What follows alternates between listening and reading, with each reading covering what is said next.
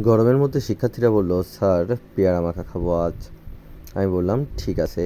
বাজার থেকে কিনে নিয়ে আসলাম 1 কেজি পেয়ারা। প্রথমেই পেয়ারাগুলো ভালোভাবে পরিষ্কার পানি দিয়ে ধুয়ে নিলাম। পেয়ারাগুলো ভালোভাবে পরিষ্কার পানি দিয়ে এই জন্যই পরিষ্কার করলাম, কারণ এর গায়ে লেগে থাকে অনেক ধুলোবালি। এরপর পেয়ারাগুলো ভালো করে ধুয়ে নেওয়ার পর সেগুলোকে ফালি ফালি করে ছুরি দিয়ে কেটে নিলাম। ছুরি দিয়ে কেটে নেওয়ার পর প্রথমেই এর সাথে যোগ করলাম তেঁতুল।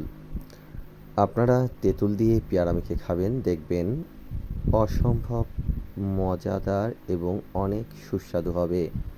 এরপর দিলাম বাড়ি থেকে বানিয়ে নিয়ে আসা শুকনো মরিচ এবং লবণ গুঁড়া। এরপর দিয়ে দিলাম ঝালের গুঁড়া। এরপর দিলাম আমরা কাসুন্দি দিয়ে এবার ভালোভাবে প্রত্যেকটি উপাদান দিয়ে পেয়ারা মেখে নিলাম। এই পেয়ারার স্বাদ অন্য যে কোনো মাখা থেকে অনেক সুস্বাদু হবে।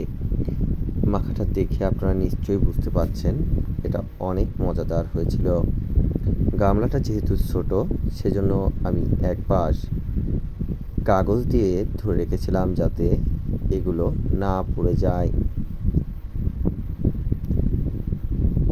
মাখার সময় খেয়াল রাখতে হবে যেন প্রত্যেকটা পেয়ারার মধ্যে সমপরিমাণে মশলা প্রবেশ করে, তাহলে খেতে লাগবে অনেক সুস্বাদু।